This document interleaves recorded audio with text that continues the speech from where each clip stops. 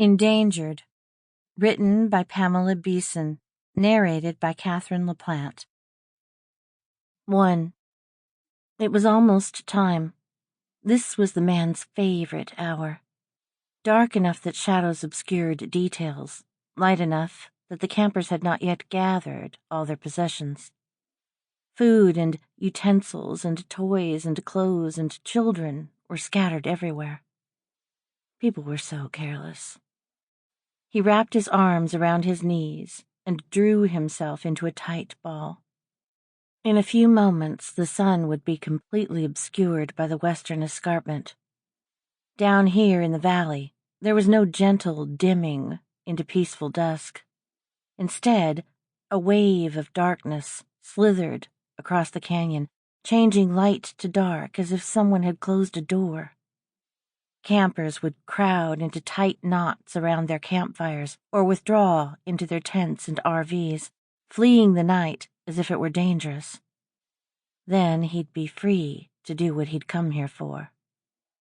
He perched in a U-shaped seat formed by two cottonwoods that had grown together. Nobody would notice him under the overhang of golden-leaved branches. Not here, in the shadow of the cliffs. He listened to the noise from the campers in the valley, all too audible over the gurgle of the river. Even from this distance, he could hear the drone of RV generators, the crackle of campfires, and even the occasional blare of a television or radio. To his right, he recognized the crunch of gravel as a car pulled into a parking lot. Behind and to his distant left, footsteps rasped rhythmically in the dirt as a jogger slowly approached on the road shoulder. Just across the road, on the signboard at the campground pay station, a warning poster about cougars flapped with each gust of the rising breeze. At the first campsite beyond the pay station, a small boy, little older than a baby, crawled across an expanse of wind-smoothed rock, his lips pursed as he pushed a toy truck along the miniature sandstone hills and troughs. Exhaling softly, the man splayed his fingers across his thighs. Under the baseball cap, the toddler's hair was the color of the buttercups that bloomed after the spring rains. He knew that kind of little boy hair. He knew how silky it would feel under his fingertips. The memory made his throat constrict. A few yards beyond the boy, the child's dark-haired mother tinkered with a sputtering camp stove.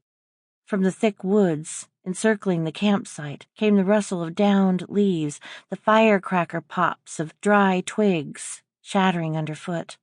The rustling concluded with a sharp crack, followed by a dull thump, as if a heavy object had fallen to the ground. A flock of crows rocketed up from a ponderosa's twisted branches, cawing their displeasure at being displaced from their nightly roost.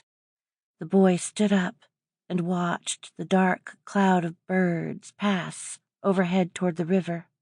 His mother took a few steps in the direction the noise had come from. She faced the trees, peering into the growing darkness. "Fred? You sound like a moose out there. That is you, isn't it, Fred?"